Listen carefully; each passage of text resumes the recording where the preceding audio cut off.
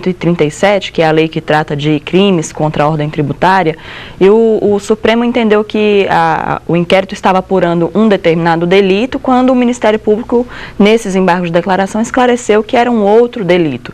Então, por isso que chegou ao Supremo Tribunal agora embargos de declaração para que fosse sanada essa omissão ou essa obscuridade que existia naquela decisão que trancou. Então, os ministros discutiram muito sobre essa questão de qual era o crime realmente que estava sendo investigado, se era o do artigo 1º ou se era o do artigo 2º da Lei 8.137, porque se for um ou outro, a situação ela se modifica. Então, inclusive, eles até falaram que esses embargos do Ministério Público teriam um caráter infringente justamente por esse fato de que poderia haver uma modificação naquela decisão anterior que fez esse trancamento do inquérito quanto ao crime de sonegação fiscal. Daqui a pouquinho nós vamos aprofundar, inclusive, essa questão do efeito infringente, porque isso será fundamental para o entendimento do prosseguimento deste processo.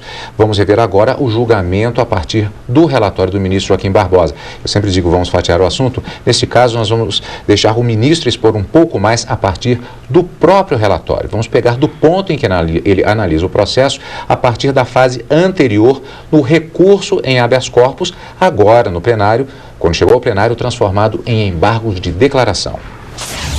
Recurso ordinário em habeas corpus, no qual se pretende o trancamento de inquérito policial instaurado para apuração de possível crime de sonegação fiscal, sob o fundamento de que o procedimento administrativo ainda não foi concluído. Constrangimento ilegal que se verifica na espécie, segundo precedentes desta Corte. Recurso parcialmente provido. O Ministério Público Federal aduziu as seguintes razões de recurso. Aspas.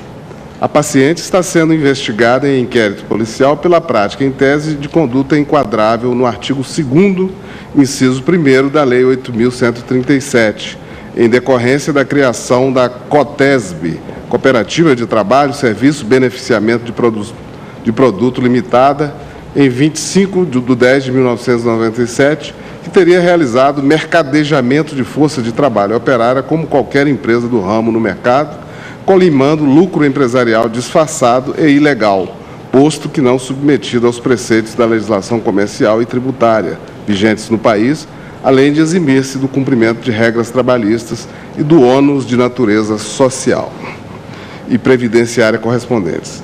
É certo que, nos termos da orientação fixada no HC 81.611, relator ministro Sepúlveda pertence, o crime do artigo 1º, inciso 1º da Lei 8.037 é crime material ou de resultado, cuja persecução tem como condição objetiva de punibilidade a constituição definitiva do crédito tributário e o exaurimento da via administrativa.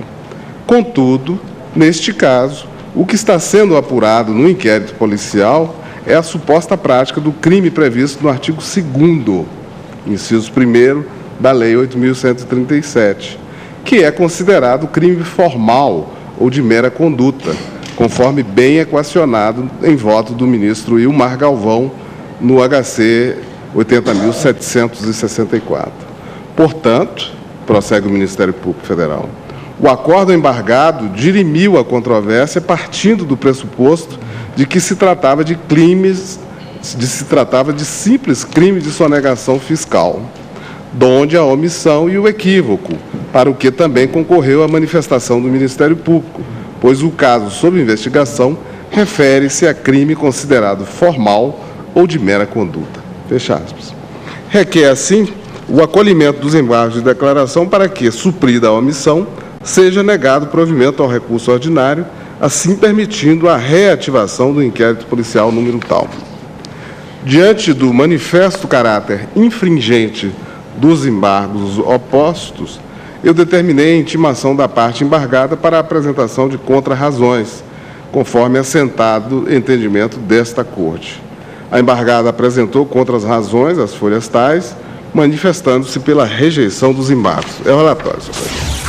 Bom, Lídia, aqui estamos falando justamente de inquérito, está se falando essencialmente de questões relacionadas ao direito penal.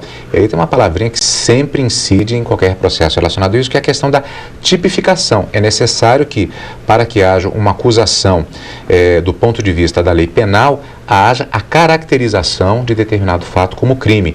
E aqui há uma argumentação nesse sentido, se é ou não crime neste caso. Isso, até porque quando o Ministério Público ajuizou esses embargos de declaração, ele veio dizendo que o Supremo Tribunal Federal tinha que fazer uma correção na sua decisão, justamente por conta da tipificação, ou seja, tipificar é enquadrar a conduta da pessoa naquela descrição que é feita pela lei.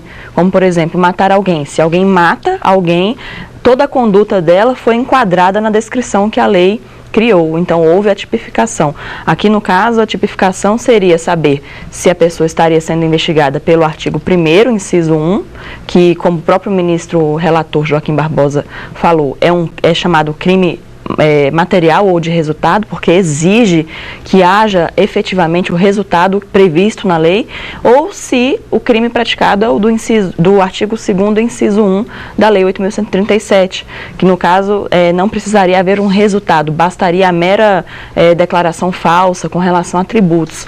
Então, se houver, qual é a tipificação do crime supostamente praticado por aquela pessoa? Então, isso é realmente uma questão que houve um debate para definir qual era o crime a ser investigado. E aqui apareceu já justamente aquela expressão que você já adiantou anteriormente, que foi referente, isso são chamados embargos infringentes. Houve uma questão, inclusive, do processo vir de uma determinada forma e ser recebido como embargos infringentes. O que são embargos infringentes e como essa mecânica se deu neste processo? Na verdade, aqui continua sendo embargos de declaração, mas com efeitos infringentes. Ou seja, há uma tentativa do Ministério Público de fazer com que não apenas seja sanada uma omissão ou contradição, porque isso é o normal. Quando você ajuiza um embargo de declaração, a finalidade principal é essa, fazer com que o plenário do Supremo não modifique, mas sim simplesmente esclareça. Agora, quando o esclarecimento gera uma modificação na decisão, aí nós temos embargos declaratórios, justamente porque houve o saneamento daquele defeito que havia na decisão, mas em virtude de ter corrigido esse erro que existia, houve uma modificação na decisão anterior. Então, esse efeito infringente dos embargos é justamente porque não simplesmente sanou uma omissão, mas também gerou modificação. Depois do relatório, o voto do ministro relator Joaquim Barbosa, que começamos a rever agora. A contrariedade do embargante reside em pretensa omissão do acórdão, que teria deixado de considerar que a hora embargada era investigada pela prática do crime previsto no artigo 2º, inciso 1º da Lei 8.137, classificado como crime formal, valendo-se o ato decisório de fundamentos equivocados inerentes ao tipo penal do artigo 1º, inciso 1º do mesmo Estatuto Legal, delito este compreendido como crime material ou de resultado. Eu entendo que a resignação merece prosperar. O acordo embargado assentou que o crédito tributário somente se constitui com o lançamento, artigo 142 do CTN. Ressaltou ainda que, aspas, se existe controvérsia na esfera administrativa acerca da existência ou do montante do crédito tributário, é imperioso aguardar a conclusão do procedimento quando o lançamento do tributo se tornará definitivo. Fecha aspas. Por fim, consignou o posicionamento desta Corte sobre o tema, HC 81.611, relator ministro Sepúlveda Pertence, no qual, aspas, ficou consignado o seguinte, aspas, o prévio exaurimento da via administrativa é condição objetiva de punibilidade, fecha aspas, não havendo que se falar antes dele em consumação do delito, nem tampouco, por via de consequência, em instauração do inquérito policial.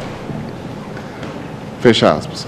No entanto, como bem salientado pelo embargante, o entendimento firmado no HC 81.611 sobre a necessidade do prévio exaurimento da via administrativa para a persecução penal nos delitos contra a ordem tributária é inerente somente ao tipo penal do artigo 1º, inciso 1º da Lei 8.137, classificado como crime material que se consuma somente quando as condutas nele descritas produzirem como resultado a efetiva supressão ou redução de tributo, conforme se observa da ementa do citado